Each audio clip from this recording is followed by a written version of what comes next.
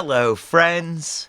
Welcome back to Saturday Evenings Posted Mostly with me, your host, Trevor Stewart 1308, and we are here with the ASOC Prod Cat and the Peanut Gallery.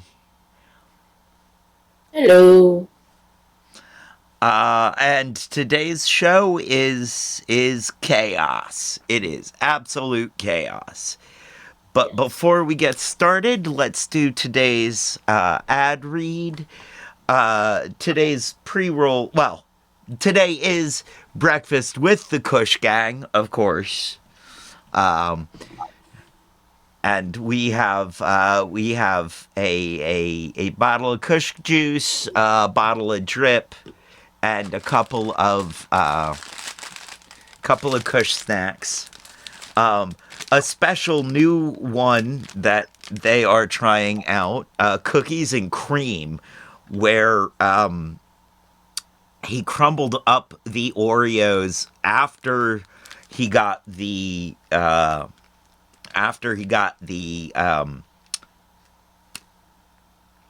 Rice Krispie treat sort of started. He then crumbled up the Oreos into it. As he was, I guess. Or at least I think that's what he said. And of course, Kush Gang can be found at Frosty Fridays up at the Hidden Leaf, who provides the pre-rolls that we will be smoking later in the show. The Hidden Leaf, downtown Charlottesville, Virginia, on the Downtown Mall, 105 West Main Street, above the Brick, Suite 200, between the Green Cauldron and Hamilton's. A great place to go with some great buds to get some great buds, bud? And the only thing better than their bud is their customer service. And they have the lowest prices in town, according to my own personal research. My own personally highly biased research, by which I mean I was incredibly high when I did my biased research.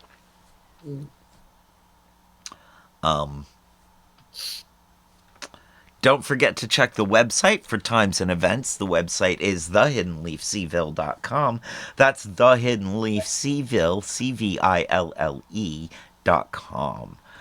CVILLE.com. And a note of disclosure, we are generally pretty politically opinionated and have no problem expressing those opinions. But the opinions you hear herein belong to us, the expressor of the opinion, and or the channel and label. They do not belong to any of our sponsors, including the Kush Gang, purveyor of fine edibles and drinkables, Hidden Leaf, or Firehouse. I believe that's the ad read.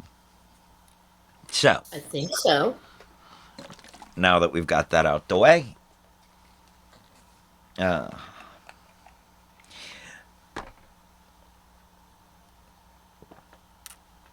get this started. This is, I've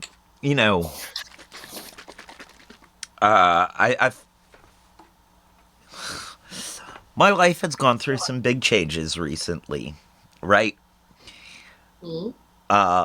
And I'm not sure that I now feel the need to be smoking or consuming weed all the time anymore.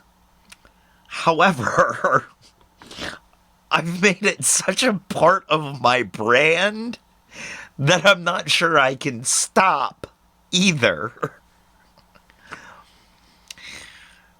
This is where that wonderful balancing word moderation comes into play.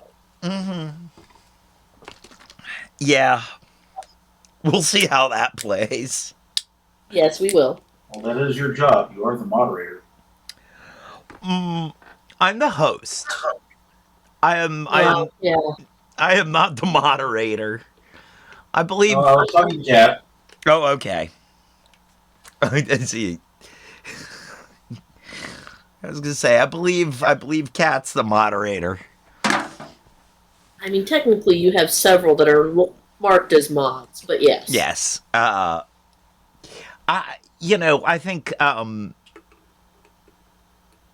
think it's fine for me to continue to partake heavily during the show, during the, you know, Mm-hmm. um, and then partake as much or little as I feel like outside of that.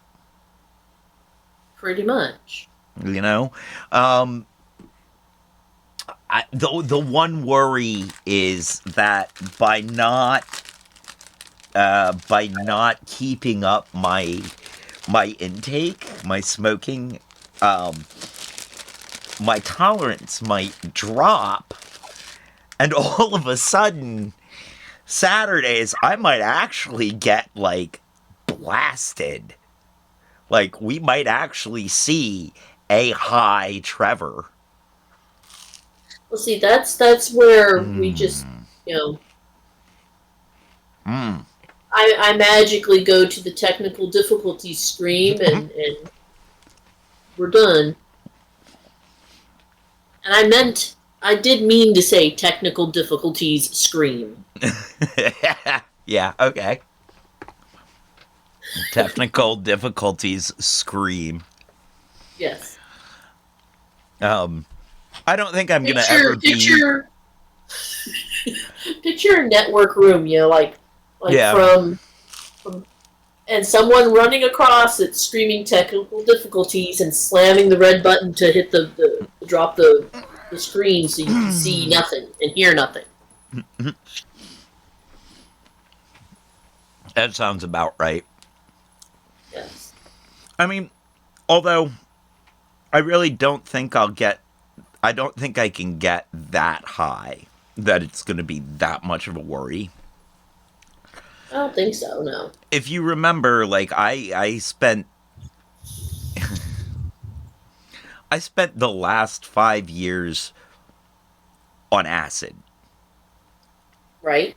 and I never quite got to technical difficulties scream level Right. with you guys. I'm also Although, going to point out how long pot stays in your system. oh yeah, it's a 30 to 40 day. It actually stays in your system for like, So yeah. I would hazard that even though you are not doing what you were doing, it's still going to be at a level where it's not going to mess with your tolerances all that much. That's a fair point. Well, if you do slack off and then randomly get blasted when you try it again, you can just sign off with THC you later.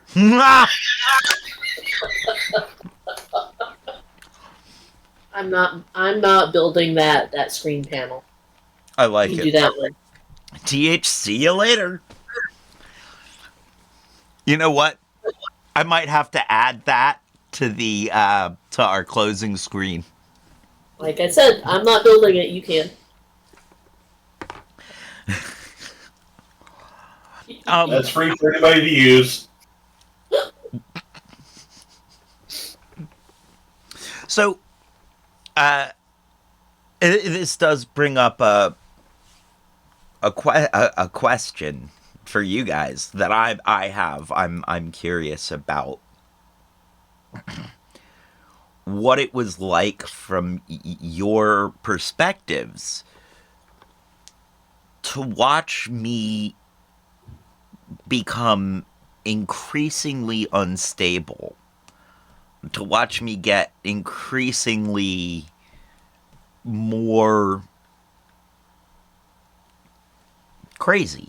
I mean, I think I'm legally crazy because I think if you've taken acid, if you've taken more than like 3 hits of acid or done acid more than, well, 3 times, you're legally crazy.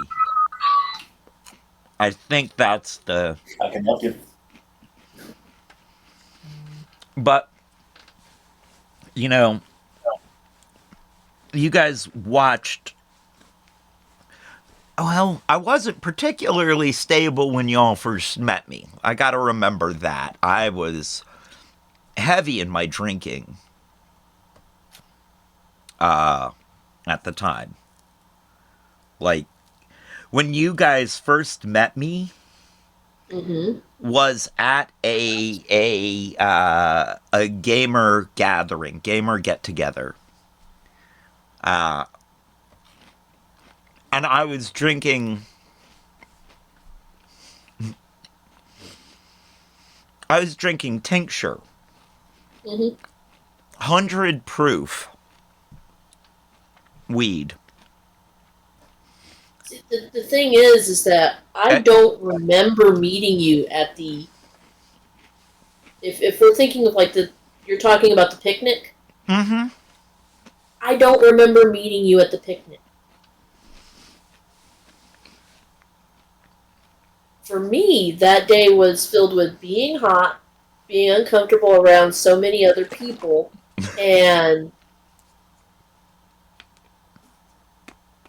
ending up with the kids and watching other people being like, I know you, but you're kind of weird, and I don't like how you're over here looking at these kids. So I'm gonna stay here with these kids and glare at you occasionally. I get that. Where I remember really truly meeting you is when we had a game session a little later on, and you got brought into it. Yep. That's where I really remember. If you remember, when I came in, I was still drinking that 100 proof tincture. Like I brought that with me. Like I was still drinking 100 proof. But I guess I didn't seem terribly unstable at the time. Not to me, no. But then my definitions are not.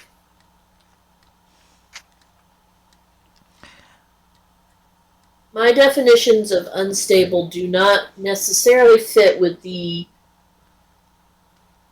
dictionary boundaries. That's fair. That's fair. Well, I have to say, for me, you've always seemed unstable. I've never seen you around horses.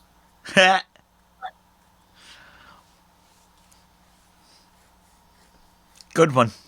Even though he wears the cowboy hat. And Well, the yeah. boots. Unstabled. I'm an unstabled cowboy. I can't Even argue with that because I've got my own observations. I hate that. Shame on you. Welcome. So, what was it like though, from y'all's perspective, watching that, especially over the past, I don't know, I guess year, over this past year is when it got pretty bad. You know, about a year ago, we were working on that. We were working on that Bad Boys of Charlottesville stuff, Right? and that was the first time I think I had a real sort of manic paranoid episode.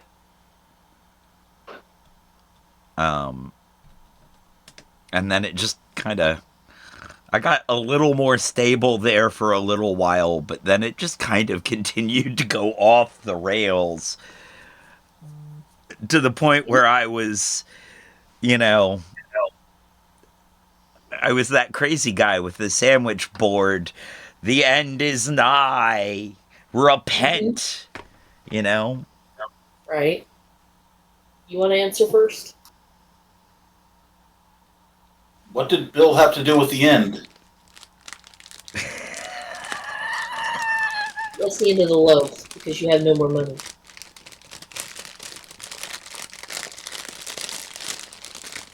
The bills are what took all of our resources. Money. Yeah. And that is why the end is nigh.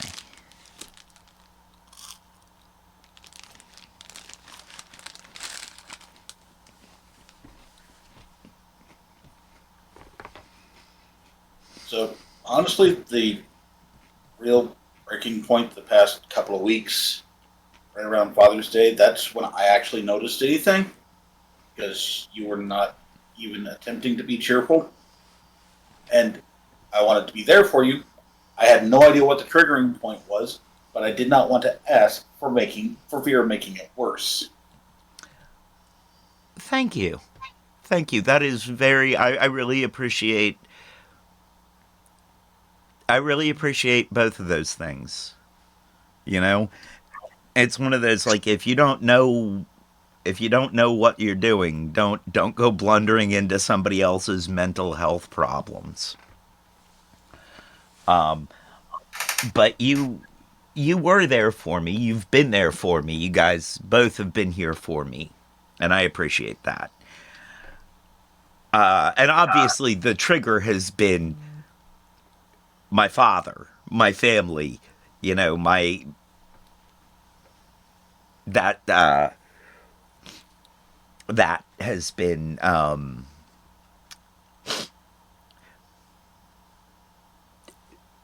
my parents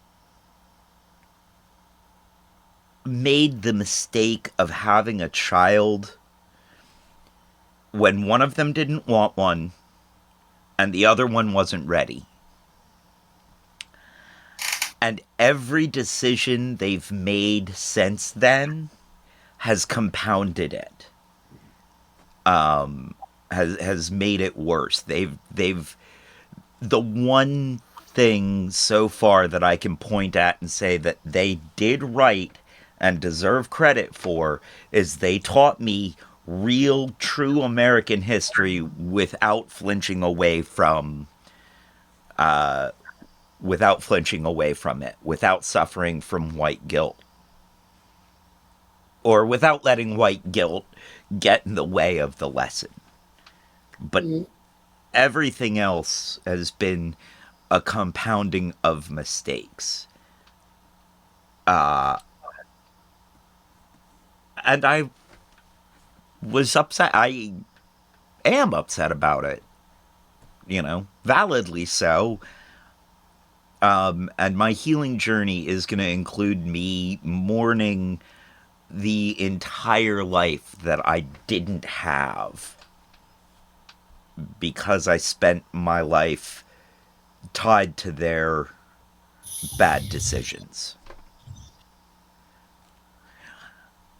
I'm glad that you didn't see it up until the end because it would have been it was, well, from the inside it was rough, at least. Well, that's kind of the definition of it. It has to be rough on the inside because if everybody's actual emotional state was as clearly visible on the outside as one of those synthesizers that you use for your music videos, we'd have a lot of interesting consequences from that. We really would. You know, it wouldn't be so rough on the inside if they didn't use a sandpaper condom.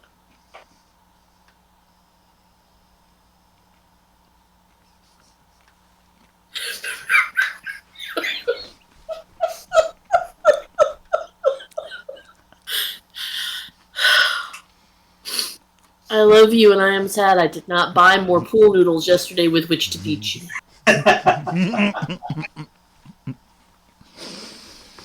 Sorry.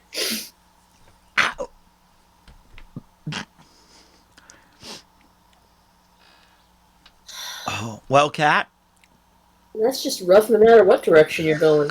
it is. For me, it was. I've seen things for longer, but it was a case of I had noted the pattern over the last several years of around what dates you tend to have issues.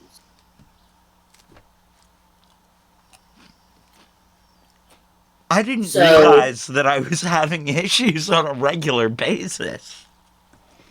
not all right. Not All right. regular, but like I didn't really realize that it was happening around the dates. Yes, because Father's Day last year you were extremely bleak. Father's Day the year before you were extremely bleak. There's a couple other holidays or specific days of the year where things have happened. Um, Either it's an anniversary for somebody, it's a birthday for somebody that you tend to get very, your mood is very down. So I kind of know that that's coming, and I could see that. But between last year and now, I had noticed that those days were taking longer for you to bounce out of. So you were going down. Your mood was going downhill um, further in time before the event, and it was staying down longer after the event. Um, part of it, I honestly chalked up to too much internet, effectively. Hmm. We're trying to be activists. We're trying to stay informed. By staying informed, that means you're trying to tune into different news sources, which is all bad news right now, pretty much, and has been since November. And that makes it a lot harder to bounce back when all you're getting is the feedback of it's all bad. It's all bad. Burn it down. It's all bad. Right. So I was expecting you to be out of sorts for Father's Day this year, but not as out of sorts as you were. I mean, it did sort of, Father's Day did also coincide with some real political turmoil. It did. Um, yeah, I was a little more than a little hasty with the end of the world rhetoric. Mm-hmm. And And if you go back, I know that at least a couple times I pushed back on that. yeah, that's good of you to do. I also knew it was a bit, Yeah, you know. I true. did, But yeah, but it was, but bits mhm. bits have a way of taking on a life of their own if you inhabit them for too long. True, true. And while I knew that you were, this was a calendar date that you have historically had issues with, I really didn't want to see you inhabit that bit and get stuck. Thank you for pushing back. Thank you for helping me not get stuck there. But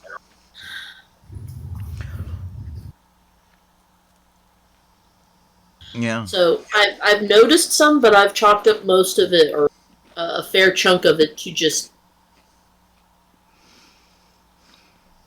You know, I will say, being immersed in too much dark stuff and not being able to find your way to a light place as I often.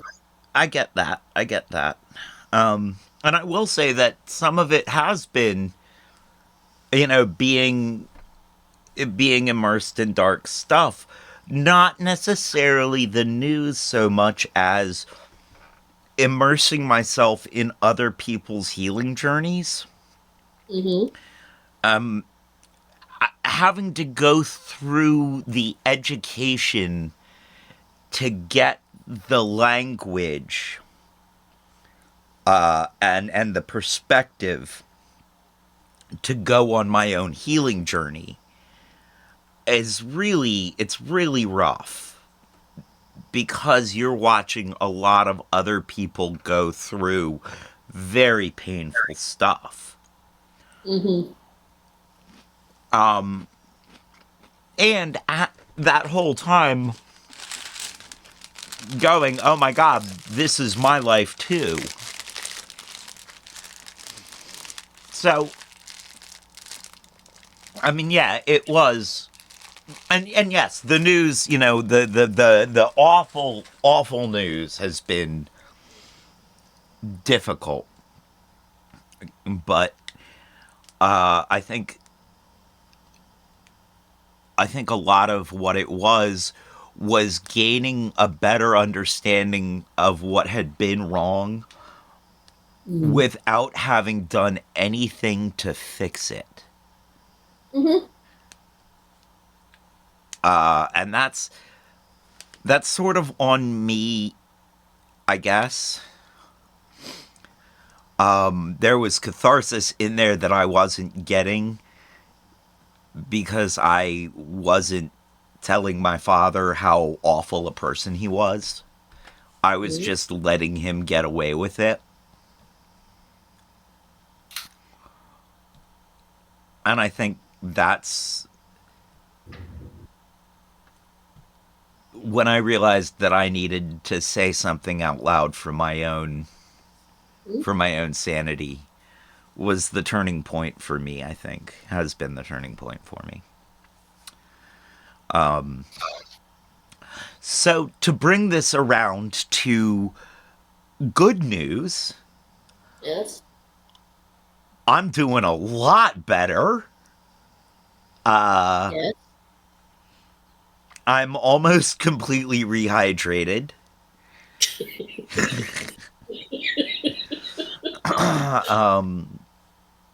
As I said, while drinking all sorts of various things that will help dehydrate you. Well, now I'm not sure the Kush juice will dehydrate me all that much. The coffee might a little bit, but oh, I'm out of water over here. Oh well. I'm rehydrated. Uh-oh, I'm out of water. I rehydrated. Never mind. Yes. No, I rehydrated to the important part, to the point where I'm no longer. So one of the weird things about dehydration for me is these weird throbs that feel like electricity, not like an electric shock necessarily, not painful, but like this electric current that runs from like the top back area of my skull, sort of, down to the backs of my hands. Why do you get that and I get stuck with the pickaxe of doom going through the middle of my skull? I don't know. I think it's because my brain shut off the dehydration pain circuit from the years of drinking and having a hangover every day and having having a dehydration headache every day. I think my brain just finally said no. I'm done feeling that pain. It's either intensive physical training, or the RNG during character creation was a little bit rude. Yep, pretty much. Pretty much. Today's pre-rolls brought to you by the Hidden Leaf, downtown Charlottesville, on the Downtown Mall, 105 West Main Street. Get milk today. Suite 200 above the bricks. Don't mind me. I'm threatening modest physical violence over here. Okay. West Main Street, Suite 200 above the bricks. Between the Green Cauldron and Hamilton's, a great place to go with some great buds to get some great buds. Bud? And the only thing better than their bud is their customer service. Also, they have the lowest prices in town, according to my own personally highly biased research, by which I mean I was incredibly high when I did my biased research. All right. Got through that one again. I'm going to try harder to interrupt. I'm sorry, what were you saying? Nothing. What were you saying? I said, darn, we got to try harder I'm to sorry, interrupt. were you trying to interrupt? Ooh. Moo. Knock, knock. Moo. Knock, knock. Chirp, chirp. Knock, Who's knock. there? Interrupting bunny. Did you know that there's actually an entire kids book series called Interrupting Chicken? Yes. Okay. Because I remember the interrupting chicken joke. Interrupting cow, interrupting chicken. And then I remember when it got expanded. Yeah. Well. All those damn expansionistic tendencies. Yeah. Why can't expansionism be like it is in TTRPGs, where they just release another book, and yeah, it costs us extra money to buy the expansion, but you know, at least it's not, violent. Some part it kind of is. If it's a TTRPG, then yeah, the point of it is violent. True. Well, not all of them. There are some that aren't based in violence. That's why I said most. Mm. I was attempting to hedge my bets. Fair enough. That being said, I have pulled up a couple of ridiculous news stories that I don't think we have touched on. Oh, by the way, yes, I'm interrupting. It is free TTRPG Day, so you go by various stores, you can get a free module. Oh, really? Yep. Oh, that is cool. Do you realize the urge that I have right now to go visit all 3 of the game stores in town and then go get milk and a noodle to beat you with? I don't see the problem here. It's more a question of, do you realize that there is now the urge to go on an extra long side quest versus just grocery shopping? Woohoo! Side quest! Yeah, extra loot. Well, all right. Now that we've dealt with that heavy stuff, now that we've done a little bit of house cleaning, Right. thank you guys for bearing with me through that. Yep. Let's move on to some silly stuff. Cool beans. I think I beat you there. Yeah, you did. Yeah, you did. Let's see what. Alligator. I'm just so tickled over this. It is ridiculous.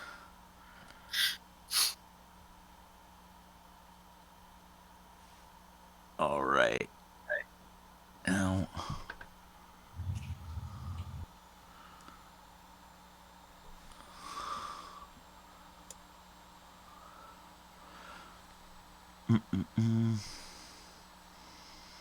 And You're going to have to share screen if you want us to hear it. I am Okay. gonna have to do that. And funny enough, this kind of ties in with that judicial celebration I was mentioning.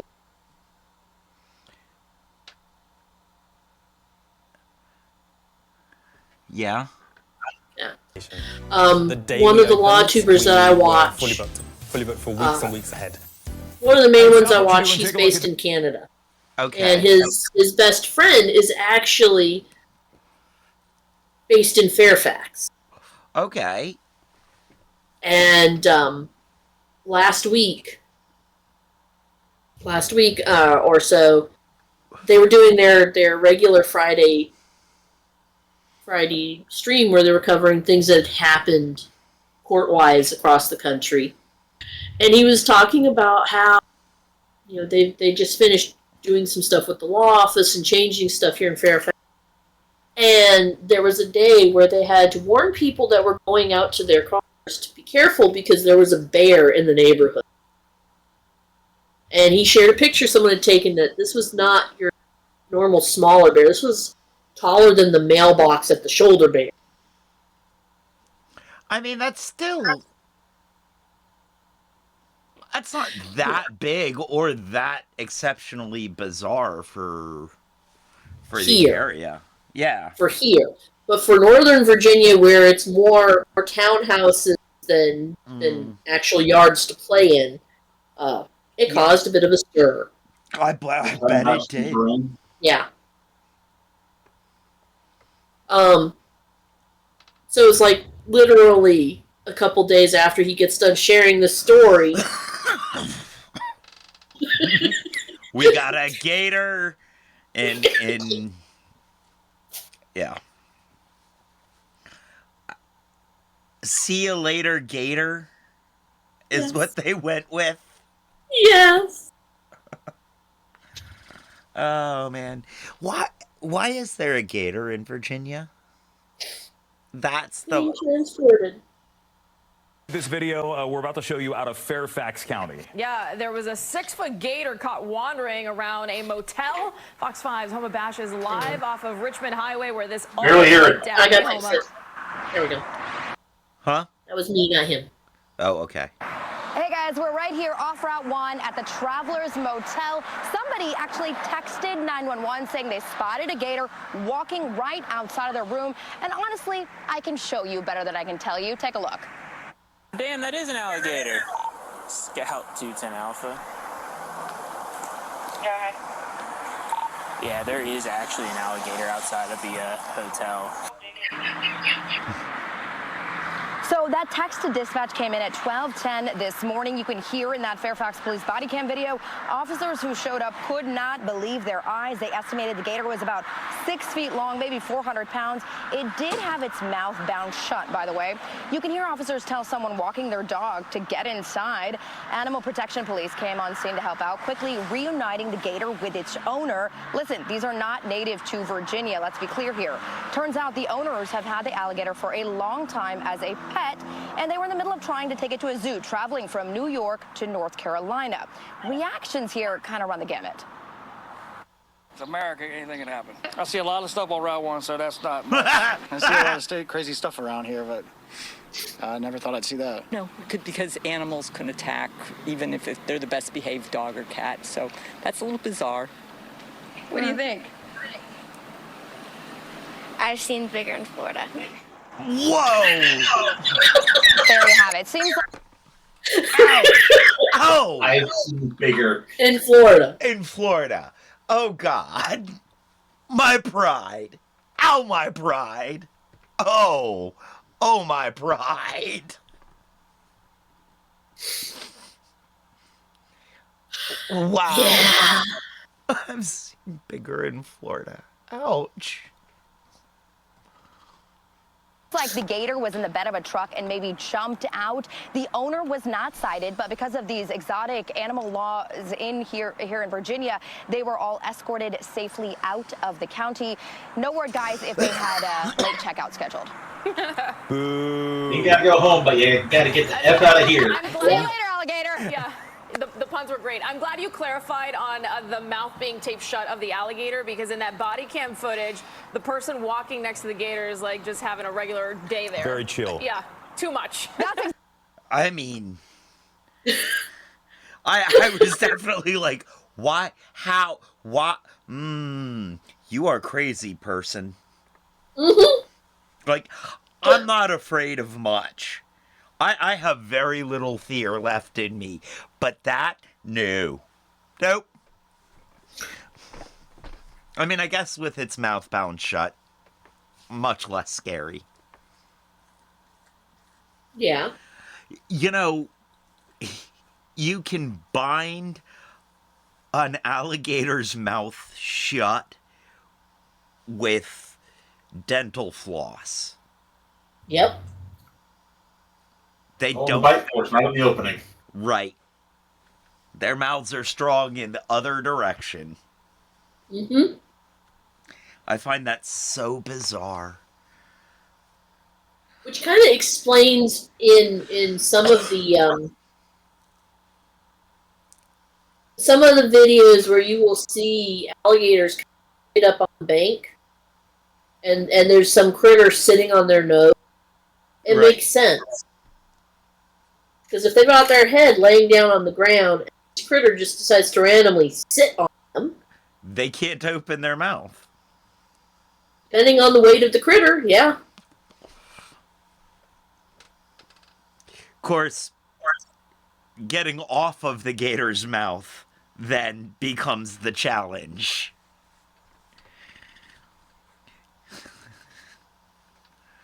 This is very true. Very true. What's up? So you're saying these animals find it very challenging to get off?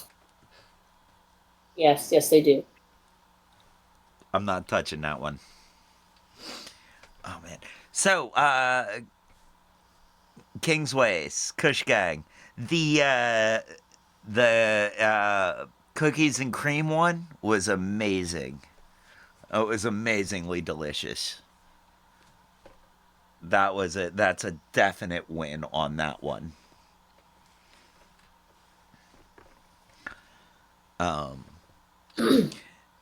Right now we're discussing the gator in Fairfax. Because there was a gator loose in Fairfax. And hopefully they've made it down to North Carolina now, too. Yeah. I like that they were taking them to the zoo. Like, I like that they were doing the responsible thing there. Mm-hmm. That was good. All right. Let's see what's next.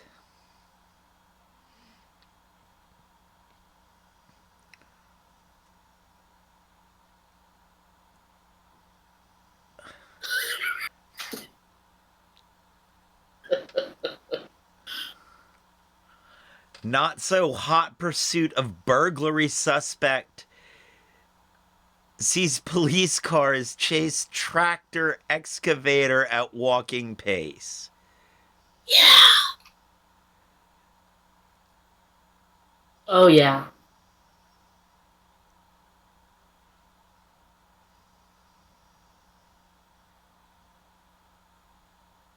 But they were juiced to see that one. It will be once they're in the ad.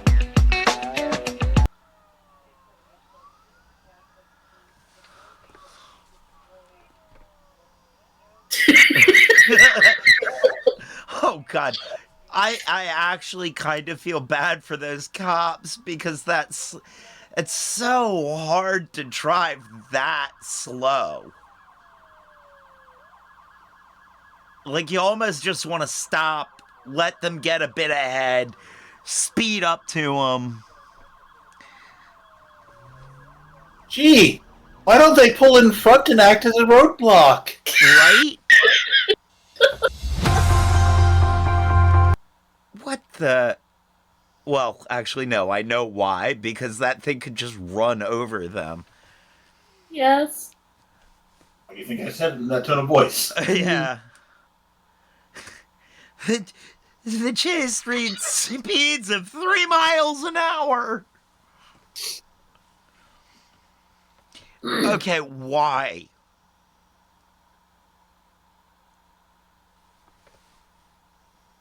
Okay. Police on a different call saw the big piece of construction equipment with treads and a shovel in front go across U.S. Highway 78 at around 3:30 a.m. Mm-hmm. Okay. A few minutes later, they got a call from a burglary call from a business that was heavily damaged and saw the excavator slowly heading away.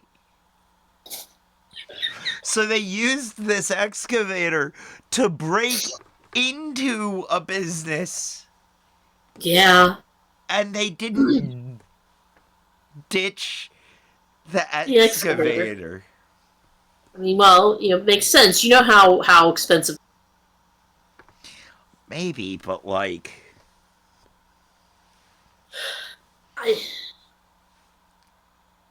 do you see how long the chase went on for? what did they say? An hour and 12 minutes.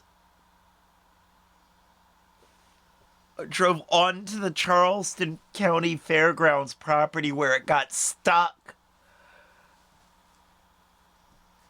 And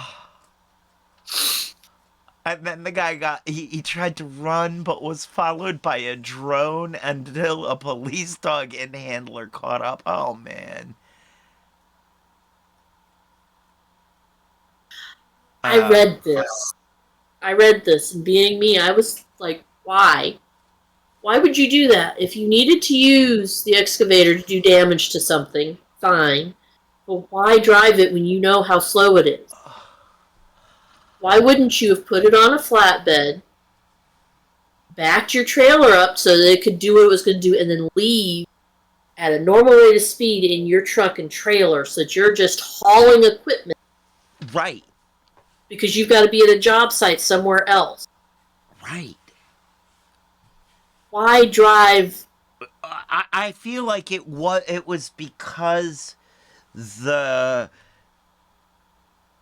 excavator was the whole thing seems like it was a crime of opportunity. Like it was there and it was a case of, I'm going to take this and leave. Yeah. And then, well, yeah, I was like, I'm going to bust in, rob, and take this to get away. I should have a little while, to get. The guy probably was pretty inebriated, too. Potentially. There had to have been some substance involved for this to have seemed like a good plan at 3:30 in the morning. Right. And it's South Carolina, so it could be alcohol. It could very easily be alcohol or meth. It could. Hey, Chris in the 386. Good to see you, buddy.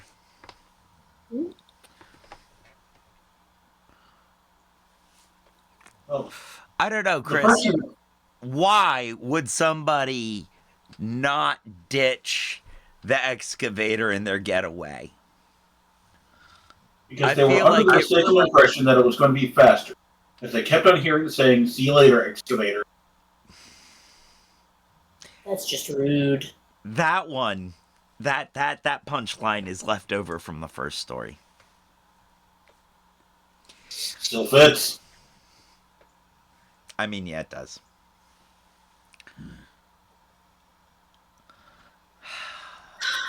It's Saturday. We don't do leftovers on Saturday. That's a Monday thing. Well, that's what all Sunday is. True. So a runaway pet zebra has been captured in Tennessee. Yeah. This is a little bit old. This happened to like the 9th or 10th of the month. Okay. And the week before, the zebra escaped.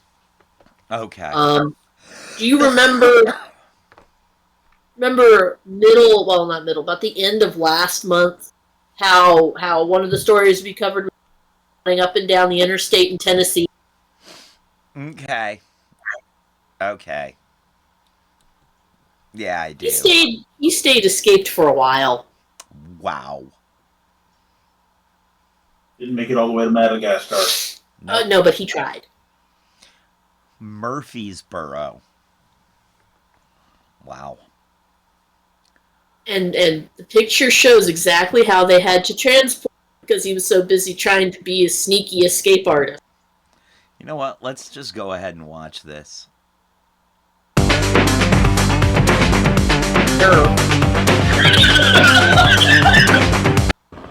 a zebra in a bag. Zebra in a bag. There you go. Yes. Bags are perfect. He did. They literally did.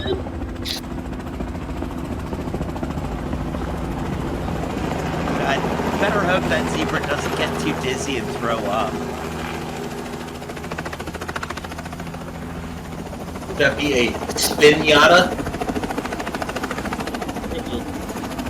Ouch.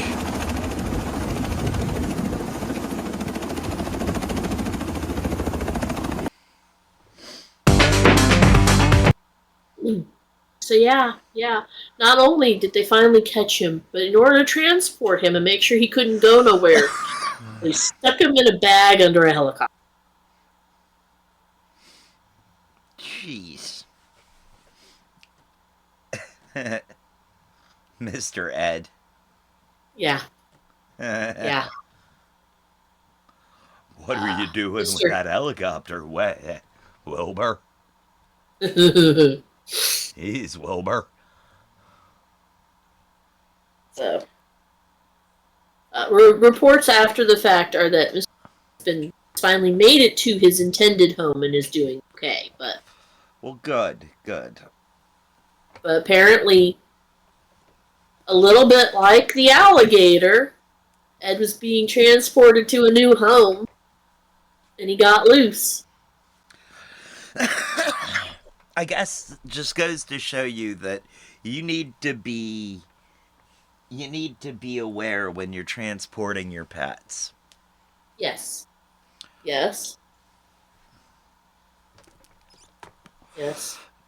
Some more case of just, I don't wanna.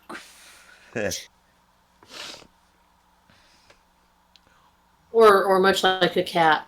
But I want to go over there now. Right. I want to be there. I don't want to be here. I want to be there. Yes. Well, we've made it through the stories. Made it through those stories, yes. We have. Do we have anything else on tap? We have my court story, and we have the Reddit story suggestion I gave you. Okay. Then we are going to take a quick bathroom break. Mm-hmm. A bio break. Rehydrating has meant that there has been a lot of going to the bathroom. Which is good. It is. We are going to take a bio break, and we will be back in a bit, hopefully shortly. Okay. Barring any catastrophic problems. Thank you for sticking around. Mm-hmm.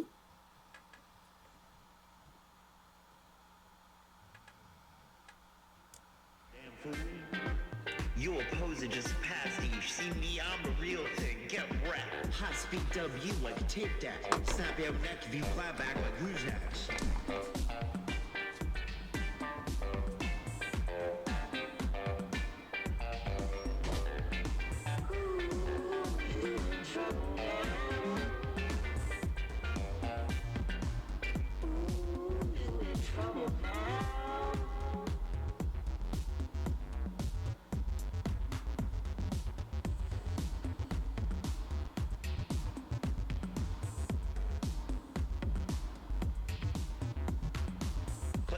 Black blow, let two slip, make you dip. Get out now, don't get me lit. Think I'm the one to fuck with, best think twice, cause I ain't no bitch. Live clip, finger on the trigger, don't make me twitch. You make me so mad, I could trip. You a hater, I'm a creator, you a beta, and I'm gonna see you later. Beat your ass with the Bible just so God can watch. I'm gonna make you stop, take stop. I should put you all on game, make you say his name, but I don't like to speak evil, so trust me when I say that's no way to treat a lady. Hands ain't made for hitting, but man, when I'm done, your ass ain't gonna be worth shit. Spank you so hard you ain't gonna be able to sit. Straight cold chillin' like an Illinois Philly. Wheeling and dealing, killing and stealing, popping off at the mouth, off the cuff coming out the house. I'm willing to show up for this blow up, but maybe you shouldn't have made me get off the couch. You know you in finish now.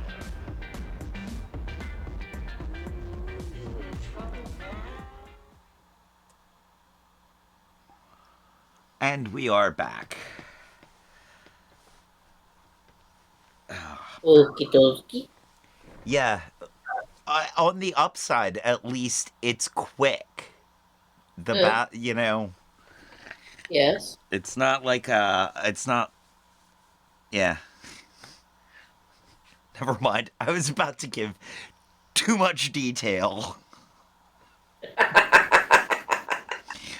Was it quick or was it Nesquik? It was not Nesquik. It was not Nesquik. It was normal color.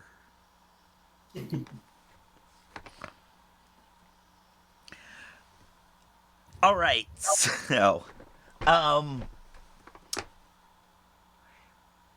do you wanna do your legal story first, or do we want to do the Do the legal story first so that we can end with the Reddit post and suggest our suggestion for viewers. Okay. All right. Sounds good. So the legal story. The legal story is Karen Reed retrial is finally done. Right. And for those that have not ever heard of it, real short version, which is going to sound ridiculous but is accurate, is that several years ago, as in like 21 or 22, this woman goes out with her boyfriend, drops him off at a house, and he doesn't come home. She goes looking for him, and they find him in the snow outside the house that she'd left him at, and he does not make it because he's apparently been there all night. Things progress in a manner where the investigations that are happening in a way that seems to indicate that police are not actively investigating like they should be. They're investigating as if they've already got their suspect, trying to find the evidence that matches that theory versus collecting all of the evidence and figuring out what actually happened. What they're doing is policing, not solving a crime. Which, among other things, infuriates a lot of people that are just looking at the evidence and going, why? Because the man who died was a police officer, and you would have expected them to be doing their best for this. Right. And they didn't. And when I say they didn't, I mean they used red Solo cups as evidence collection devices that had no lid. They were transported in a random grocery bag that we do not know what was in it or contaminated it beforehand. And they had the evidence, heavy air quotes, the evidence protection leaf blower that they used to blow snow away from the crime scene so that the snow wouldn't dilute things.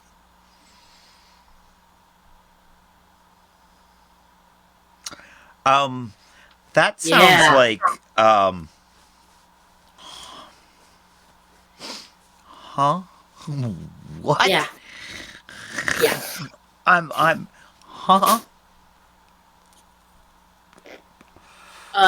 This is only compounded by the DA's belief that she was the one responsible, and that when she backed up to leave, she must have hit him with. And then, knowing that she hit him with the car, she left him in the snow and went home. Why would she? Why would she knowingly leave him there? Was there some? Did she have some reason to be angry at him? Was there some, reason for maliciousness on her part, or they took her phone calls that happened later when she him, and where she asked if he was cheating again as the evidence that these were fake calls and not actual concerned calls, and believed that they had a fight, and so she just backed over him and left. Wow. Compounded by, they supposedly found taillight fragments, but they didn't find them there the day of. They found them there like today, 3 days later, and then 4 days later, and then a week later after the snow had finally melted. So you've got this picture painted, and they did a first trial, and the jury came back with a hung jury. Okay. I mean, I think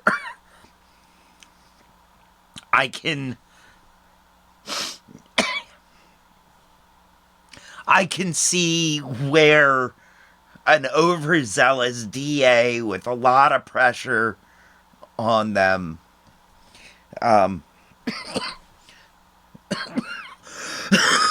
to get this solved, and they think they have it, and they just press on it, but the hung jury should have given them pause. It should have made them want to go, no, let's really check on what happened. The hung jury should have. While this first trial was going on, there was a separate FBI investigation happening.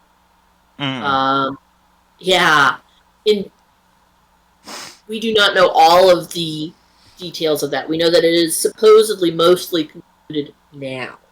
Why? Like now, as in 2025. Right. Okay. Why was the FBI looking into it? Because it was the death of a cop? Because it was the death of a cop, because there have been, in this particular town, there have been allegations of state troopers that have not been doing their job correctly and doing other things, and have potentially covered up evidence of other crimes in the past. Okay. And state troopers doing that definitely gets you FBI involvement.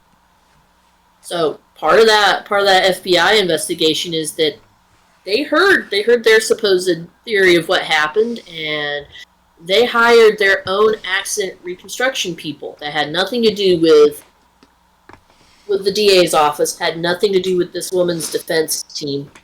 Independent, didn't know anything, just, here's your stuff, here's what was found. Could this have happened? And they looked at it, and they took all of their stuff, and they're like, yeah, no, there is no way that this car hit anybody. If you'd hit somebody, you'd have these injuries. If the car was going this fast, like they keep saying it was going, you would have this set of injuries, and here they would end up there. Good. I'm glad to know that she didn't hit him even accidentally. That would have been... I could imagine that if it had been discovered that it was accidental, that would have been emotionally so damaging. Oh yeah. Yeah. I mean... Because, there was a whole lot of things, and she said a lot of things in the heat of the moment, found later, wondering if something had happened like that, if a snowplow had hit him or anything else. Right. Anyway, the experts that the FBI used, defense later asked to testify in that first trial, and that's why there was... Because you had police... you had the DA's office saying, oh yeah, absolutely, she hit him and he did this thing, and they had horrible diagram, computer generated diagram that showed a stick figure managing sweat and tumble and do for? You're breaking up a little. Sorry. That's okay. I mean, it's not your fault. Probably. But, so, on the one hand, you had the police expert saying that, yeah, she did, and other experts saying that, no, she didn't. And because the FBI investigation was still ongoing, they were not allowed to say who these experts were working for. So the jury concluded that they were probably working for the insurance company, and they weren't sure whether to trust the insurance company. Okay. I get that. On jury. Things restart. Things restart, and you go through watching court TV coverage of the second trial. And there are so many inconsistencies that the special prosecutor that was brought on does that are just ridiculous, up to and including at one point holding up a piece of evidence and asking a defense witness about the holes in it, and making out that the reason those holes are there, no one knows, happened the night of the accident, when in reality the holes were there specifically because the DA's office had done testing on the shirt, and that's where their analyst had cut pieces of the shirt away.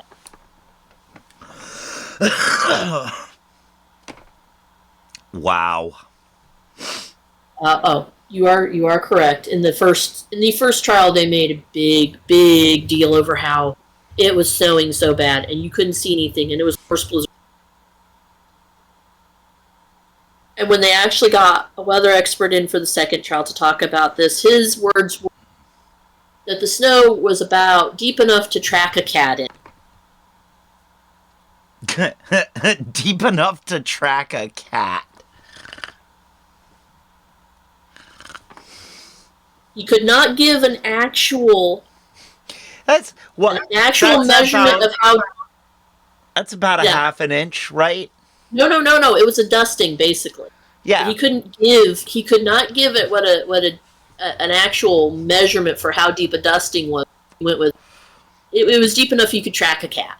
It was deep enough you could track a cat.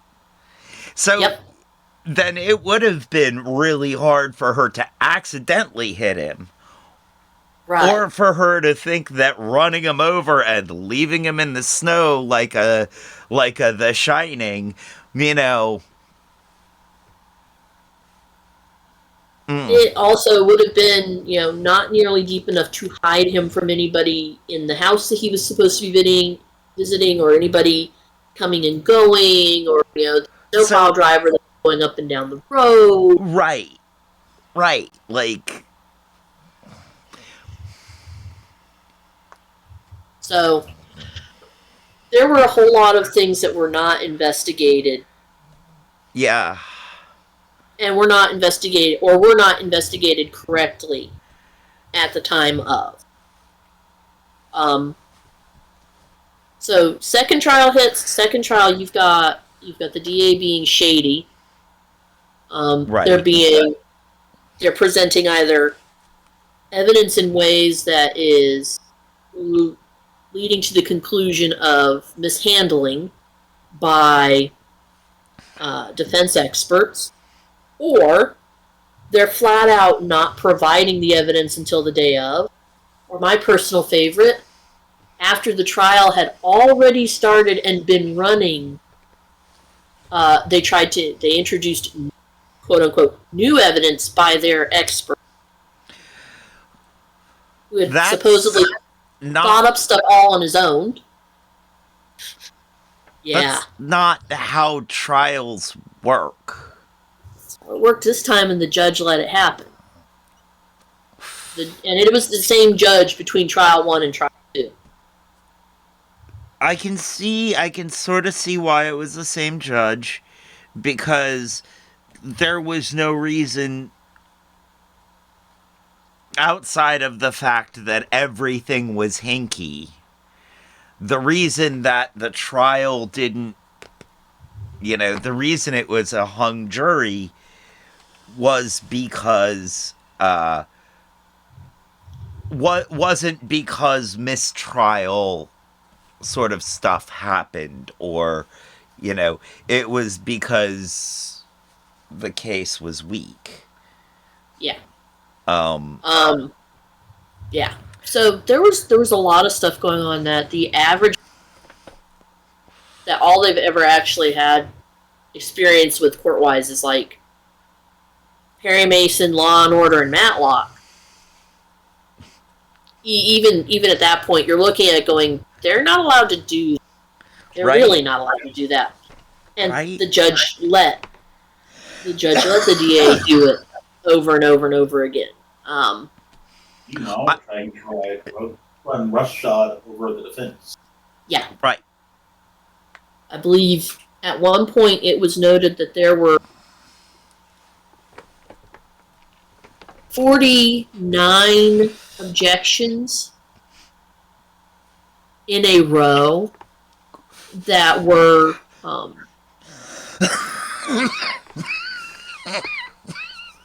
that were decided in favor of the DA. Period. Didn't matter who was making them, but there were 49 in a row that were decided for the DA.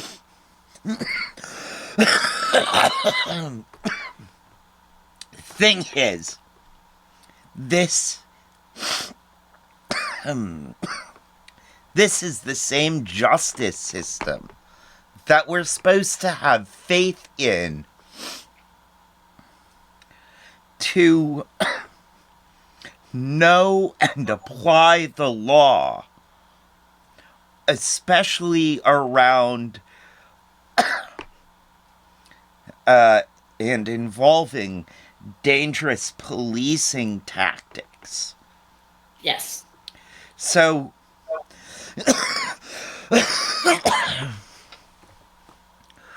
I feel like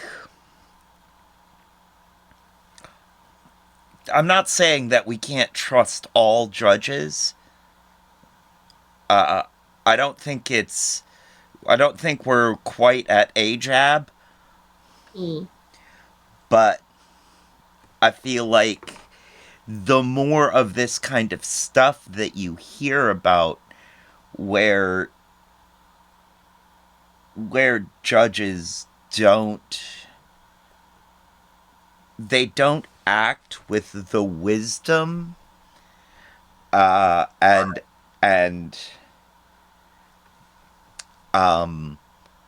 objectiveness that is required of somebody in the position of being the moral and ethical voice of a nation. Like, they are the conscience of the nation. They are the ethical and moral deciders. They're the ethical deciders. They're supposed to be the referee. Right. Right. They're supposed to be the referee, the impartial referee between two sides. However, we know that they're not. And we know that the entire policing system was developed to protect private property, specifically chattel slavery. Judges used to be the referee between disputes between two people, and by people I mean free white men, about things like private property being damaged or lost, stolen, or other other damages to person or reputation, or they were not the enforcers of laws.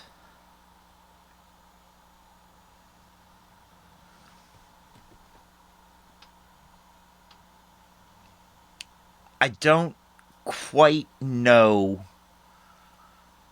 how this shift... No, I know how it occurred. I don't quite know how when each step of it happened, or how each step of it happened. But post-Civil War, in the Reconstruction era, as laws had to be made to capture black men, black people, into the carceral system where slavery was still allowed. Our carceral industrial complex exists in order to protect the notion of slave labor.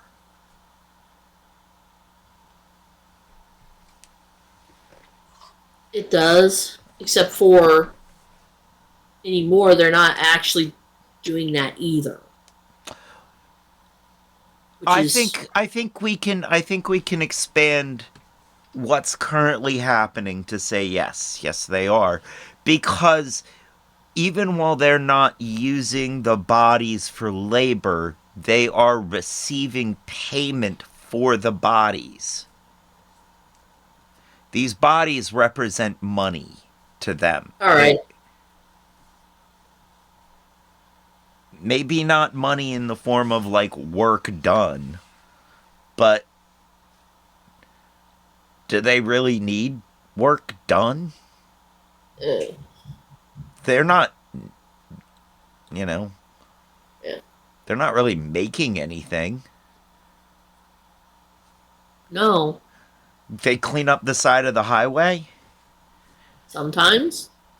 I mean, I think for the prisoners, thank the gods they get out of that hellhole for at least a little while. And there are other things that, I mean, there are other industries in the carceral system. There are prison blues blue jeans. Made by prisoners. Handmade by prisoners. And then sold to you. Well, not to you, but, then sold to the public. Yeah, there are a lot of these kinds of... And they're not, maybe not each industry is hugely held up by slave labor, but, they're making money. They're making money off the bodies. This is true. And... Okay. I'm going to steer us back onto what I was saying. Please do. I'm still, we're still here trying to save the world. So we can't let an opportunity to reprimand the system go by. For somebody as unstable as you are, you sure spend a lot of time on your high horse. It's not just my high horse. It's not just my high horse. It's the high horse of social justice. I'm not doing this for me. I'm doing this for everybody. And now I've got pictures of a weird acrobatic cowboy balancing on a hobby horse. Anyway, back to what I was saying. Yes, back to what you were saying. So the retrial has ended this week. Friday of last week, they did. The jury went to deliberate, and they stayed. They stayed longer this time deliberating than they did last.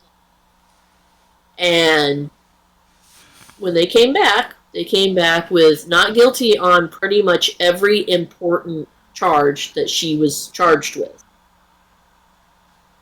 Good.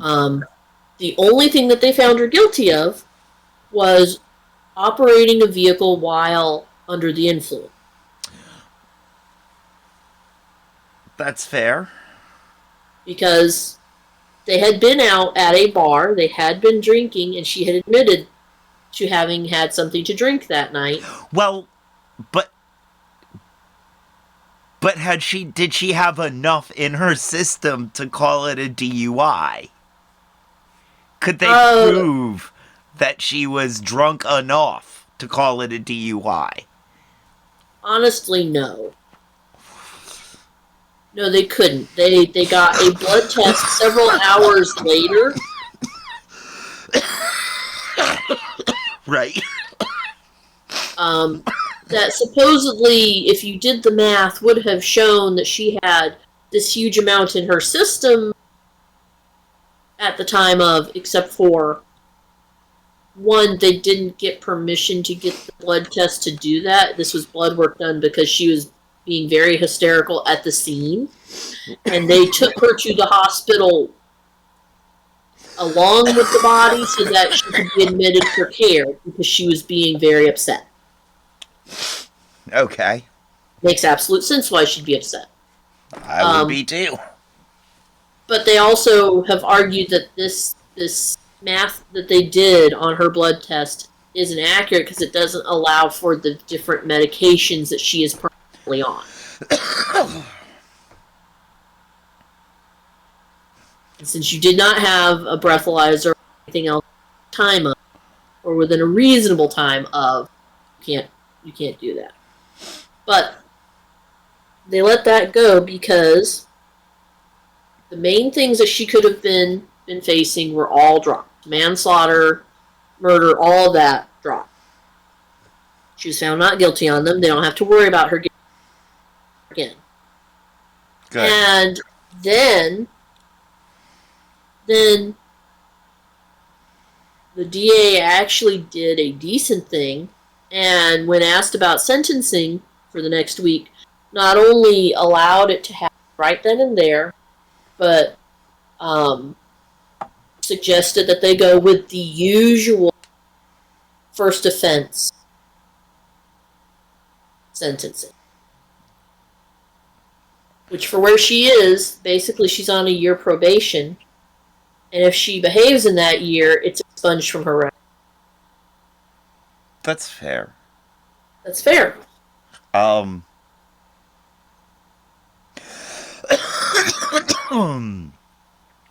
And this is for the DUI that they can't prove. Right. This is for the DUI that they can't prove, and if she behaves for a year, they don't need to worry about it. But if she doesn't behave for a year, and this comes back up, she can be like, prove it was a DUI. Yes. Prove it was a valid DUI. We have the evidence all of this evidence saying it was not a valid DUI has been gathered. Right. I would not have let them get away with the DUI. I would not have. If I wasn't looking at anything else, I'd have held them entirely to account, and I might have even sued them for distress. I mean, yeah, but given just the sheer amount of sleazy tactics that were used that they had to fight against. I mean, yes, and she's probably exhausted and doesn't want to have to fight the sleazy tactics anymore. But no. I also have a very different relationship with the law than she does. True. She probably doesn't have an innate hatred of police and the justice system. No. She probably does now. She's got an earned one. Right. But she was actually dating and planning on marrying a police officer. Right. No. Now, when she goes through the counseling, that's probably going to be required for that probationary period, and also probably going to be required for what they put her through. Oh, yeah. I'm hoping that her counselor recommends holding her traumatizers to account, because they are still there and holdable to account. Hopefully. The one of the really good things about everything is the main police officer, state trooper, was originally the main focal point in the first trial for all of the evidence that was brought in, and he was their DA's main guy. Got fired over the summer last year. Oh, good. Why? Because he's a cryptid. Cryptids are nice. This guy's just a sleazy ball of slime. He got fired for being a sleazy ball of slime. He got fired for being a sleazy ball of slime. On the paperwork, it amounts to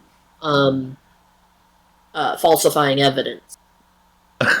Oh, man.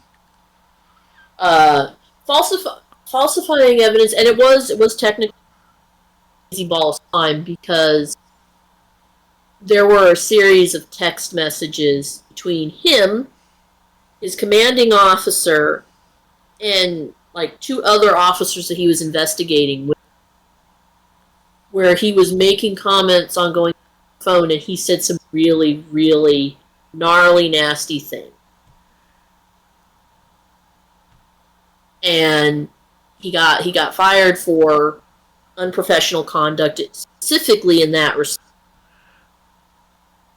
Okay. And the things that he said were bad enough that during the second trial, one, he didn't testify at all. Nobody wanted him. Bet not. And two, the other officer that was investigating, supposedly a really good friend, refused to read those texts because he was too uncomfortable reading them out loud to him. Whoa. Yeah. Okay.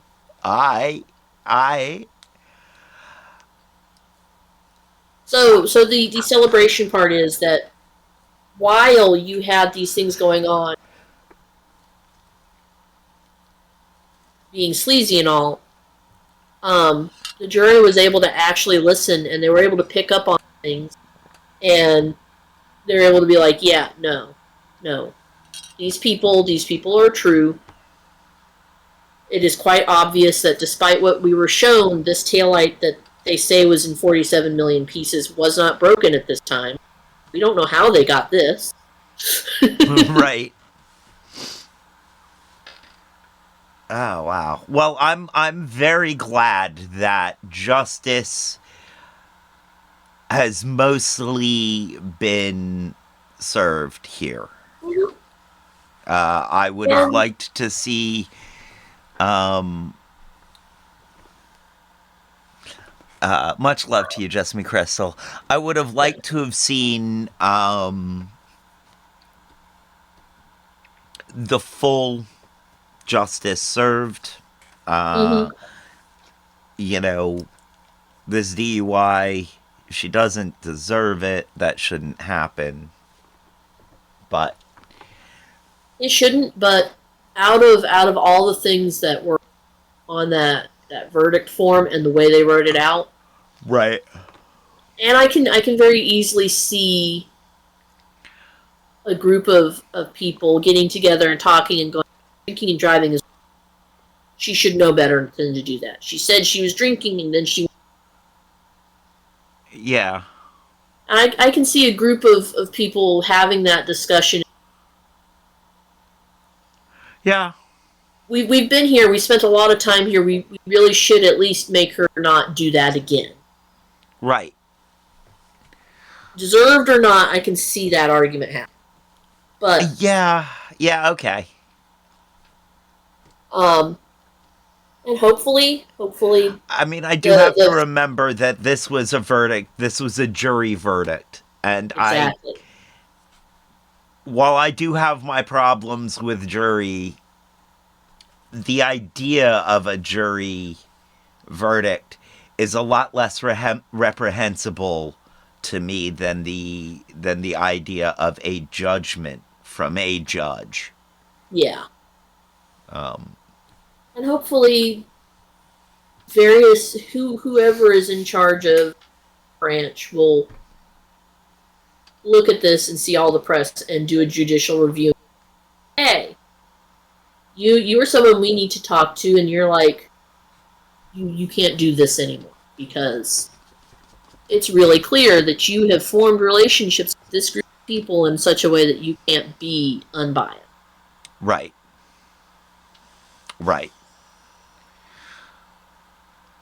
So that's the cheers that it's over, it's done. We actually had something work out right for despite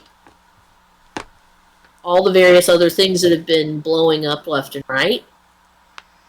Yeah. Another brief. Jeez, I can't believe I'm saying this is good news, but it is good news. Turns out, and I actually believe this, Trump would much rather have a diplomatic solution with Iran. Not just with Israel and Iran, but with Iran in general. He would much rather do this diplomatically. He does not want a war with Iran. I realize, like, this is a sliver of good news, but it is good news. And Trump is really pissed off at Netanyahu for trying to drag him into a war not on Trump's terms. Well, yeah, because he's the original spoiled kid. Right. If he's going to get into a fight, it's going to be on his terms, on his timeline.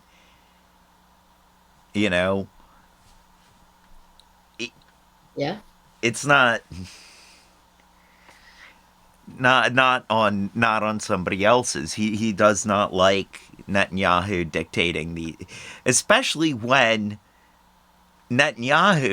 Israel really is reliant on the US for arms and armaments and all of this stuff to prop up their current wars.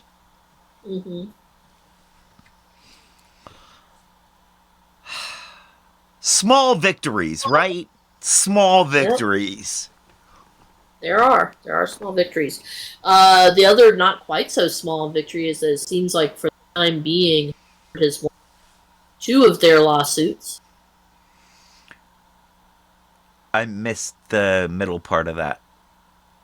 It said for the time being, it seems that Harvard won 2 of their lawsuits. Right on. That is good. We like that. Yes. Well, all right. So, this last thing. Yes. Oh, wait. Peanut Gallery said, "What's the name of a famously cheerful goth?" Bleak Lively. Oh my. I love it. Oh my. So, yes. Now, there you are. This isn't placed in that chat. No. No. So, from a Charlottesville community on Reddit, r/Charlottesville,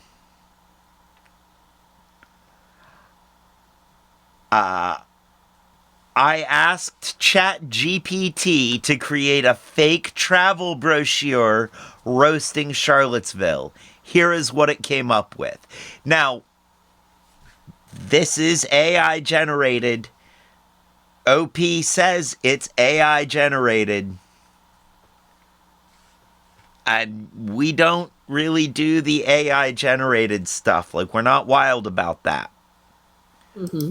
But this seems so on point, and I feel like,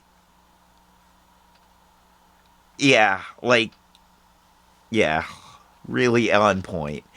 And Kat, you pointed out that what we can do is read this and then say, all right, viewers, come up with your own for whatever city you live in. Wherever you are, come up with your own travel brochure roasting your city or state, or country, or province, or principality, wherever you are, and post it in the comment section below. And do please try to do it without AI. Use your own. Try to come up with your own words. If we get anything interesting, then we can read it like next Saturday or whenever. I think it would be fun to read those. It would be. I don't expect we'll get a torrent of them up front. No. We're lucky if we get a couple of views per video at this point. So I don't expect most of our I don't expect most of our viewers to do this. I will say that if you're sharing your thing on YouTube and you don't want your username shared, please put that at the top of the post that you want to remain anonymous for this. Yeah. All right, so here we go.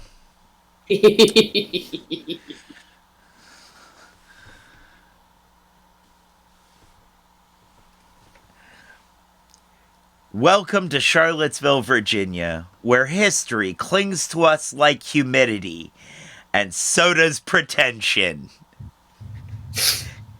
Congratulations, you've arrived in Charlottesville, a charming little bubble where the past is worshipped and the future is feared, and the Wi-Fi is spotty unless you're standing directly on Thomas Jefferson's grave.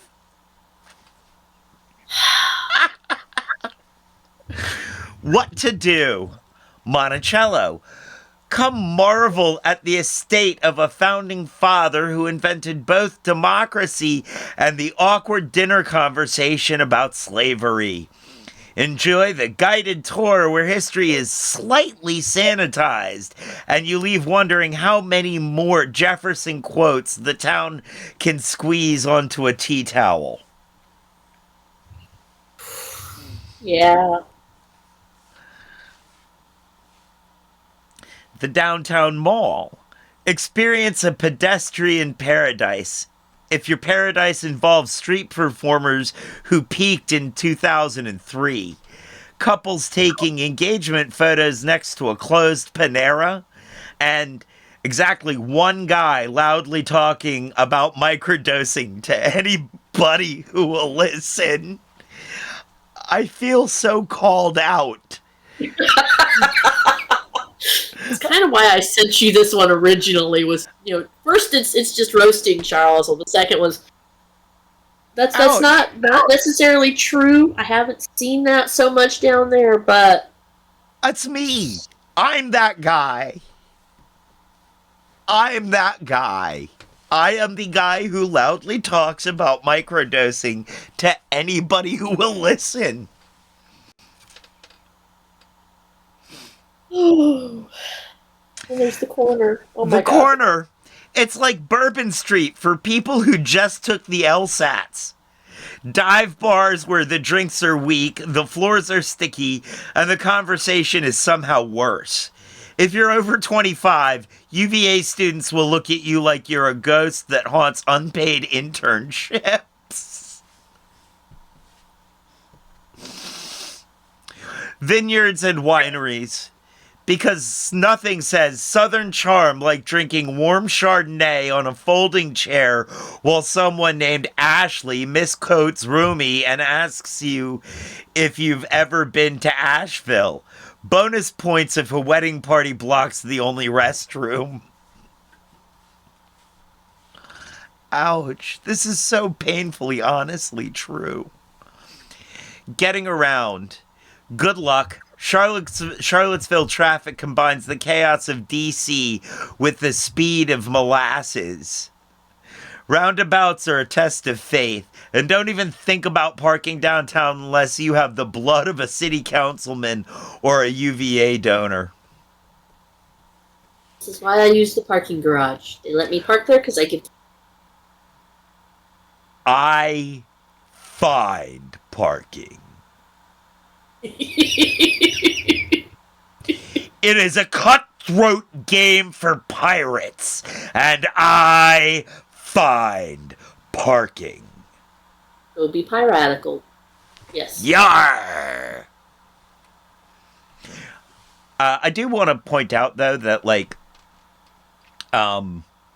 the downtown mall actually isn't, so bad for closed stores or anything, and they never had a Panera downtown. Ever. No, they have not. And so that's kind of not real. That's when you're more generic. Right. But, yeah. But I have a million other things that I could say about Downtown Mall and still remember to point out the guy shouting about microdosing or talking loudly about microdosing to anybody who will listen. Honestly, the couples with the engagement photos, that could any celebration and blocking the area immediately in front of the Jefferson. Oh yeah, yes. Oh God, yes. Okay, where locals They also live... don't mention all the Pokemon Go people. That really should be mentioned. They should. They should. They swarm down there frequently. I know, because I help. Why don't you just Pokemon Go off? All right, so where locals live. You'll love our selection of charming, overpriced homes. Choose from a 1920s bungalow with character, read termites, a modern condo that costs more than your soul, or a house on a gravel road 20 minutes outside of town where the Wi-Fi runs on prayer and deer are your neighbors. Again, I feel so seen. I mean, I live right before the gravel road, but still. Local cuisine. Be sure to try Bodo's Bagels, where you'll wait 45 minutes for a bagel you could have made at home, but won't because now it's part of your identity. Okay, no. Bodo's Bagels are the best bagels in the world, and I know this because I have had bagels from other cities. I know... New York bagels are absolutely fine. They're fine. They're acceptable. New York bagels are okay. They are not Bodo's Bagels. And the thing is, I know New Yorkers who have traveled back to Virginia for the Bodo's bagels. Want to hear a hot take on that? Yeah? Bagels suck. So you would be That's happier if fair. this featured Spud Nuts instead. The last Spud Listen Nuts here. on the East Coast. Tragic loss. But yeah, no, I mean, if you don't like bagels, then you're not gonna like Bodo's. No. But they are really good. They're some of the only bagels that I like when they are, even when they're like day old and not toasted. Any bagel, every bagel needs to be, pretty much every bagel needs to be toasted unless it is absolutely fresh. And even then, most of them still kind of need to be toasted for me to be like good with them. But Bodo's, I will happily eat a 3-day-old Bodo's bagel untoasted with nothing but ketchup to put on it. And have done before. And was happy for it. Granted, I did not have a place to live. I was about to say that sounds like a cheap tomato sandwich. Very, but delicious.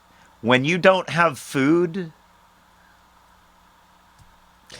Heck, even when I do have food, 3-day-old Bodo's bagel with ketchup, it takes me back to a time. So, I mean... My biggest problem with bagels in general, they're so chewy, it's like having semi-gum.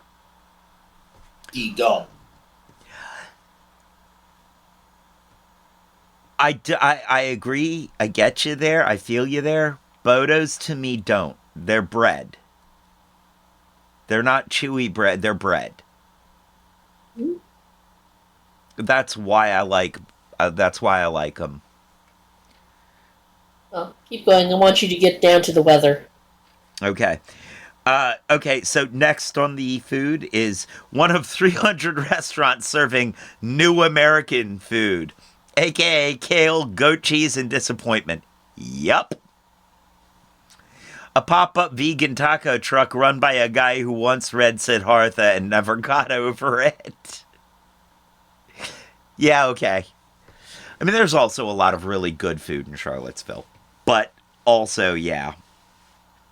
University of Virginia, founded by Thomas Jefferson and held together by smugness and donor money. If you're not a student, you're irrelevant. If you are a student, your hobbies include wearing white sneakers with too much confidence, pretending to study on the lawn while doing literally nothing, explaining to your parents why your gender studies degree might land you a consulting job. Yeah, okay. I get that. The weather. Charlottesville weather operates on a roulette wheel spun by a drunk raccoon. Spring. Pollen level so high you'll think your lungs are turning into shrubs. Summer. It's not heat, it's southern moist rage. You'll be sweating in places you didn't know had pores. Fall, a beautiful 3-day window where the leaves change, Instagram feeds explode, then boom, it's 34 degrees and raining. Winter, just enough snow to shut down the entire city, but not enough to be pretty. Enjoy watching adults panic buy milk over forecasted dusting. Oh, man.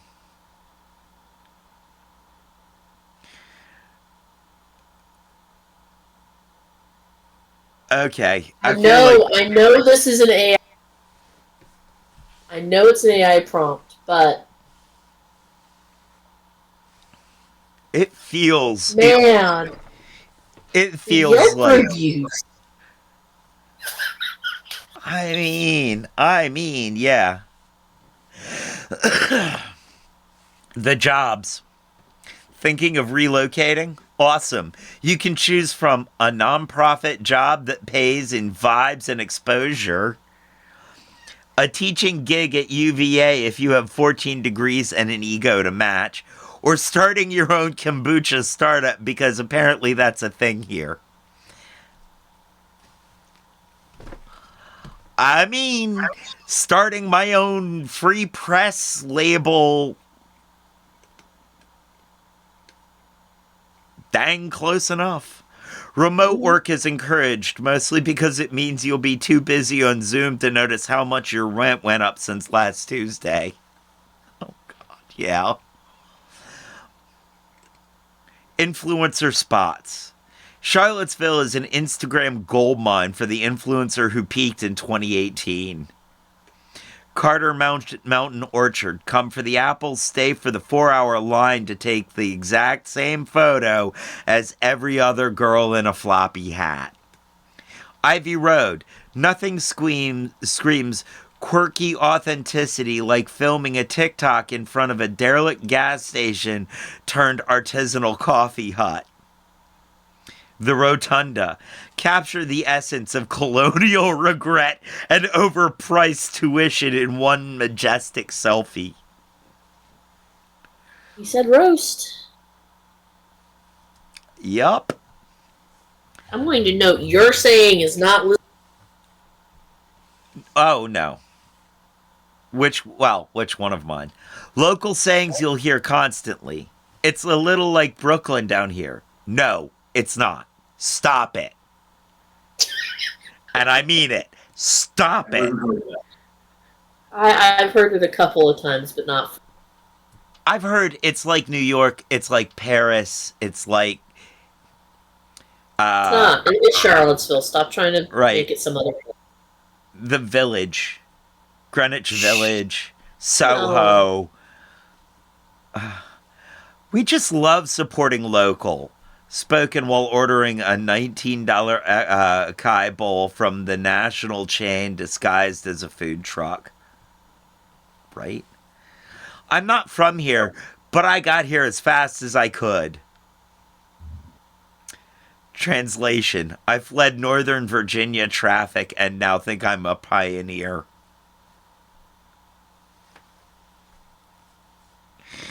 Well, I mean, if you're in the Nova traffic, lived your entire life on the Beltway, that makes sense. You can actually move 5 feet without being dead. Right. Usually. So I can see the pioneer status with. So what's my saying that you didn't see? I mean, other than 2 up, 2 down. That's a VA thing. That's not a Charlottesville thing. Charlottesville isn't. The mayonnaised portions of Charlottesville aren't cool enough to say it. They're not. And everybody else has already gotten over it. I'm late to the party. It's more of a Richmond 81 corridor sort of thing. Maybe even still in use in Stanton, Waynesboro area. But it's not a Charlottesville thing. Okay. No. They're gonna come to it in a while and pretend like they're so cool for being so screet. The white people in Charlottesville haven't even really discovered Gucci Mane yet. Yeah, yeah. They don't understand trap music yet.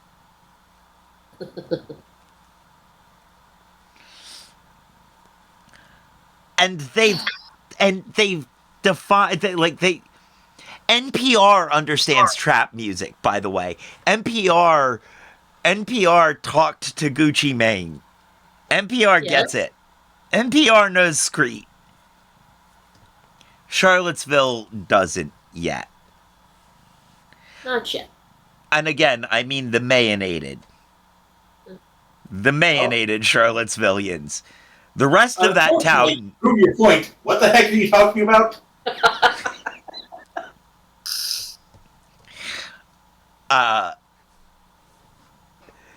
The white people. He was about to finish reading the culture section. Almost actually done with. Culture and arts. Charlottesville's art scene is thriving, mostly in the form of improv shows where every sketch somehow ends up being about gentrification. Okay, open mic nights hosted by bearded men named Zach who wear knit caps in July. Not true anymore. Open mic nights are hosted by Chris Allen at Chris Allen Comedy. Mm-hmm. Friend of the channel, check him out. Check him out here on YouTube, and check him out on Instagram, because I know he has a pretty active Instagram feed. Chris Allen Comedy. He hosts the stand-up, the open mic nights, the stand-up. Well, he opens the stand-up open mic nights. The other open mic night, I don't know who hosts that, but I think it's Morgan, and Either way, it's most likely not Zach and. No.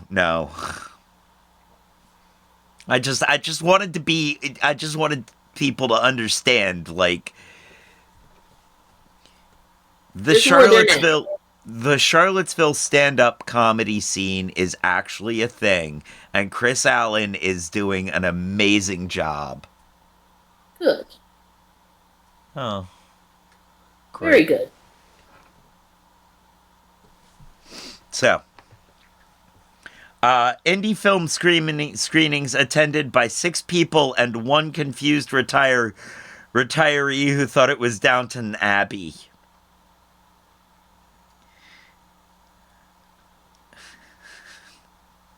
That's funny. And yes, there's a music scene. As long as you're into folk bands named things like the Whispering Acorns or Mom Jeans and Moonshine or Whiskey and Chamomile. Fun for the whole family. Take the kids to a pumpkin patch where the hayride costs more than your car payment. Enjoy a farm tour where chickens are treated better than most renters. Or sign up for a mindfulness retreat where the only thing you'll find is someone trying to upsell you essential oils in a yurt. What's a yurt? It's hut covered with beaver skins. It's not important right now. Mm. It's a line from a Britcom. I figured. Final thoughts. Charlottesville is a town that desperately wants to be Portland, thinks it might be Austin, but in reality, it's a historical reenactment of a town that got stuck halfway between progressive and pretentious. But hey, the bagels slap. They do. The views are great. And if you're into performative wokeness wrapped in boutique flannel, you're going to feel right at home. So come on down to Charlottesville, a town where the wine flows, the traffic sits still, and the ghosts of history roll their eyes every time someone says, "We're a little city with a big heart." We're Charlottesville. It's not just a place, it's a vibe, a mildly condescending one. You know, yeah, for AI, that was way more on point than I thought it was going to be. Honestly, we know that AI, to do things like this, it goes through like Yelp reviews and other things. Right. It skims data everywhere. Right. I am like, this makes me kind of want to go look up Yelp reviews for the whole town and see where it pulls some of these.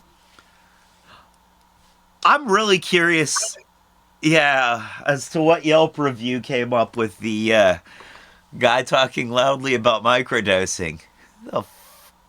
Honestly, Who's I'm been thinking, reviewing me on Yelp? That's really what I want to know. Who has been reviewing me on Yelp? Dr. Lockpick. ooh. Ooh.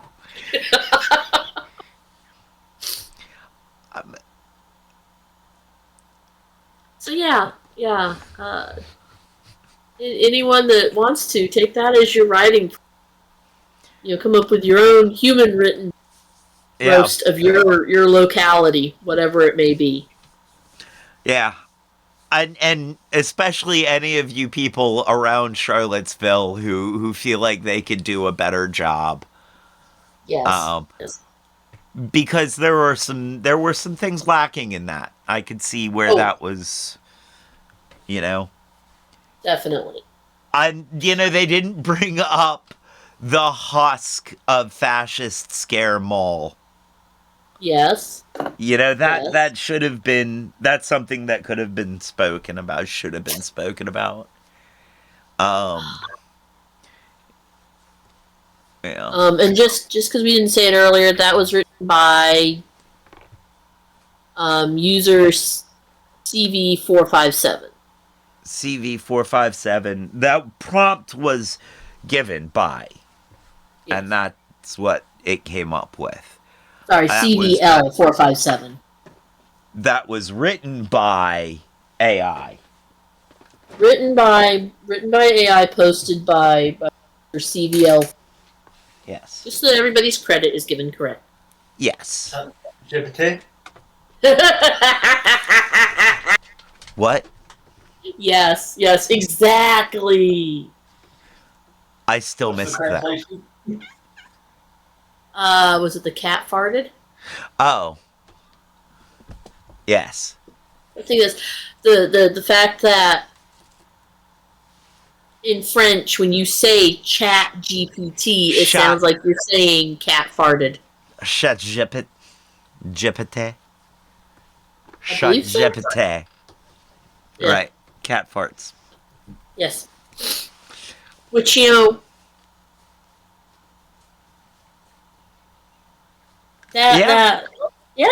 fart works. Cat fart really works. So posted by user CVL457 and written by cat fart. There you go. Well, friends, I think we're here. This is pretty much the end for the day. Yes. It makes sense that we would end with cat farts. Yep, that's about how it. That's about how it goes. Thank you guys. Thank you for all the great stories. That was a lot of fun. I think we had a lot of fun today, which is great because it is important to have some fun as the world ends. I'm gonna bop you. I know. Look. Darth is working on getting together to make lemon curd. So not only will I be able to, I will be able to lob unneeded lemons. Yeah. Remember, life didn't give us lemons. Yeah, but I can freeze them and use them as hand grenades. Life didn't give us lemons.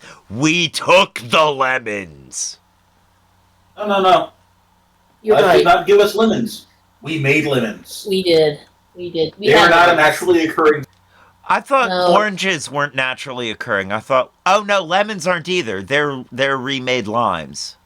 Yep. They're GMO limes, and oranges are GMO lemons.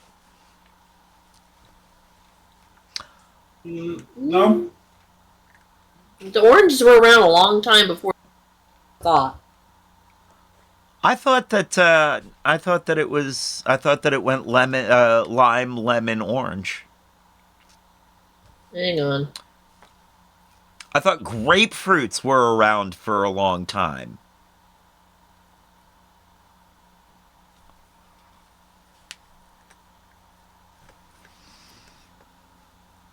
Finally here with audio.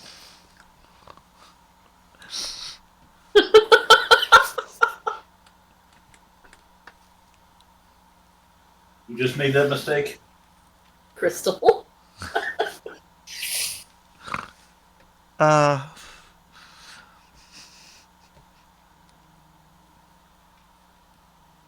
Let's see. So, Crystal, when pronounced correctly in a French accent, Chat GPT or Chat GPT means cat fart. Something along those lines.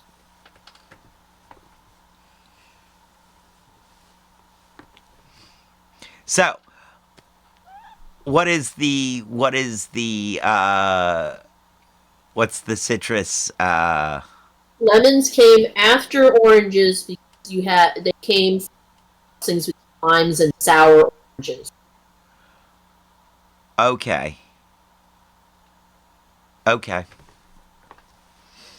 So you had pomelo, pomelo and mandarin, which got together, and that's where we got sweet oranges and sour oranges from. And then after you had the sour orange, you got limes mixed with the sour orange, and we got lemon. Okay. So orange comes first, but you had the pomelo and the mandarin, and the pomelo would be your ancestor specifically to the grapefruit. Okay. Have you ever seen a pomelo in the grapefruit? I believe I might have. For those that haven't, a pomelo is basically a grapefruit the size of a cantaloupe. The size of a cantaloupe. Yes. Cantaloupe. It is big. A grapefruit the size of a cantaloupe. The size of a grapefruit. I think that's close to getting to Aussie. Close enough. Close enough. Well, all right. Now that we've done our citrus homework, it is time to head out. Thank you guys for being here. You guys have been this has been a lot of fun. Thank you, Just Me Crystal, for being here. Thank you, Kingsways, Kush Gang. Let's see. Anybody else? No, that's all of us. Chris? You mentioned Chris. Oh, Chris in the 386. Thank you for being here, man. Thank you. Yep. Cat I farted. Cat I farted. Yeah. Cat farts. Yeah, I think that's great. So, yeah.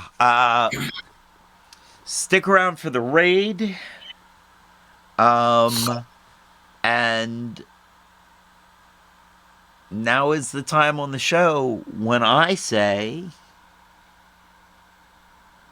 as they say around here, 2 up, 2 down, VA, double deuces. We're out, y'all.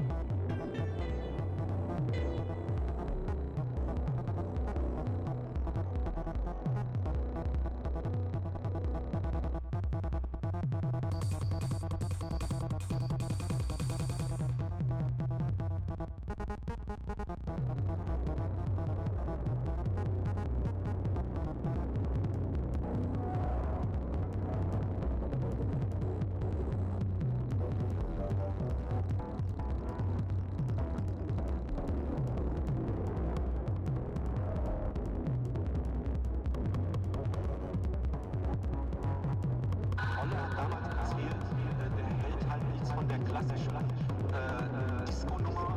Er hat dann den lustigen Begriff verwendet, Hühner aufschließen. Und da hat er gar nichts davon, sondern es ist einfach man geht dahin für den Sound, auch nicht um jemanden abzuschleppen. Und all diese Kombinationen, die vorher mit Disco verbunden war, also das Aufdressen und so alles, das hat er damals komplett abgelehnt.